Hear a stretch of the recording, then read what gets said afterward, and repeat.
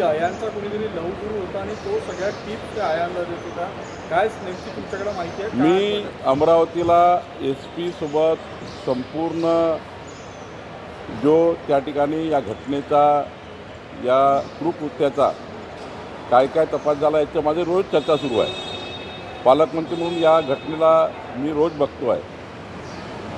यामध्ये अजून काही जे आम्हाला कडक कारवाई करायची आहे, अजून त्या ठिकाणी फॉरेन्सिक त्या ठिकाणी रिपोर्ट्स यायचे आहे.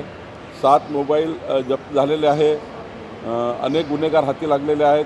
त्यामुळं याची जे व्याप्ती लक्षात घेता ॲडव्हान्स प्रणाली वापरून किंवा देशामध्ये वेगवेगळ्या पद्धतीच्या ज्या या ठिकाणी खोजबीन करणाऱ्या डिजिटल माध्यमाच्या माध्यमातून जे काही या ठिकाणी फॉरेन्सिक लॅबॉरेटरी वगैरे आहे याचा लवकरात लवकर रिपोर्ट मिळाला पाहिजे.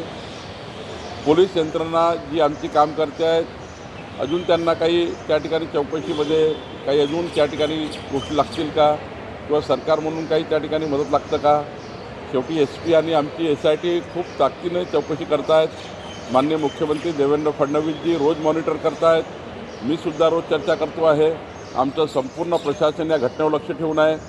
एकच विनंती सर्वांना आहे, SITचा येत नाही तोपर्यंत या घटनेची जास्त राजकीय वाच्यता करू नये.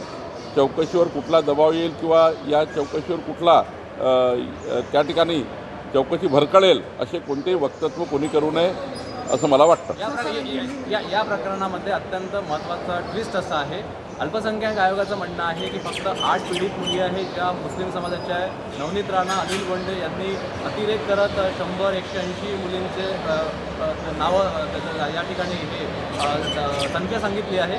मूळ संख्या किती आहे पीडितांची? मी वारंवार सांगितलं की जे 7 मोबाईल किंवा जे काही डिजिटल आमचं फॉरेन्सिक ऑडिट होणार आहे आणि 7 मोबाईल पकडल्या गेले आहे, काही लिंक पकडल्या गेल्या आहेत, यावर फॉरेन्सिक तपास झाल्याशिवाय त्यांचा पूर्ण रिपोर्ट आल्याशिवाय मी तरी बोलणं योग्य होणार नाही. शासन म्हणून काम करताना कुणी काय म्हटलं यापेक्षा पोलिसांच्या तपासात काय हे महत्त्वाचं आहे. TCS प्रकरण